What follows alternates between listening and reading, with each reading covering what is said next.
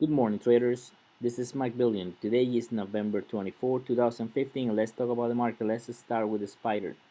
The spider, as you can see here, is very near this resistance, which is 212.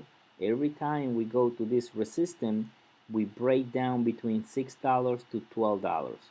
So I'm thinking that if we probably touch this intraday, we're gonna fail and we're gonna move back to 206 or 200, which is this area right here, or the 50 simple moving average. So that's what I'm waiting. I think there is no point to get long right here since we are close to resistance. The only reason to get long is if we break out this resistance in a confirmation, because ADX is low and the bulls are in charge. So we have a weak bull, and that's I'm not thinking that we're gonna break out here. We're just gonna go there probably intraday and break down anytime soon. Now let's talk about Facebook. Facebook, as you can see here, break out this major uptrend channel right here on earnings, and is holding after it break down, but it now holding outside the channel. So it's very hard here to get long. I see the resistance right here. You see this resistance? If you break out this resistance, then we probably have a nice run to the 120, which is my target end of the year. If we fail right here again, I think we're gonna move back to 100. So now let's talk about another one. Let's talk about Apple.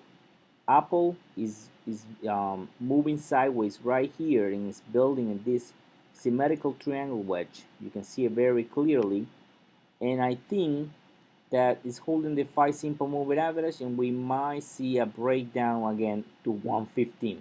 So that's the level that I'm watching.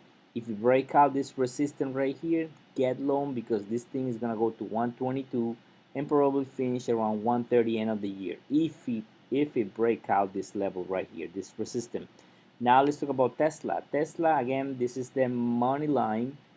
Every time it goes there, it goes down. So keep an eye on this one. If you break out and it confirm the breakout, get long, because we're gonna have another let up to around 250. But now let's just watch and see if it's gonna break out or it's gonna go down again to this area between 200 to 210. Now let's talk about Twitter. Twitter right here is, you see, is holding between 25 to 220 right here in this area. So this is the money line. If you break out right here, you see there's no resistance, and it's gonna go to 33.35. So there's a lot of rumor that there's might be a someone buying Twitter. I don't know who, but there's a rumor. So I will only buy if you break out right here. For now, just watching, because it's at this support right here. So there is no point to get short, even though DMI is bearish. Now let's talk about another one. Let's talk about this is the Wing Resort. This is a nice chart that you have to put in your watch list. It's trending down, as you can see here. So you have clear resistance right here. If you break out this resistance, just get long. This is an easy trade. Right now it's still bearish and strong, so it might retest this support right here around 42. So let's put it on your watch list, because this trend lines, when it break out, is gonna break out really nicely. So now let's talk about target. We have a puts on targets. It's perfectly bearish and strong. Right now, it went up with the market, but it's just holding there. As soon as we get some move down in the market, this is gonna go down, and I think it's gonna go to $66, my target.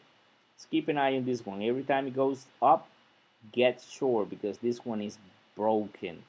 Now let's talk about the last one. Let's talk about Netflix.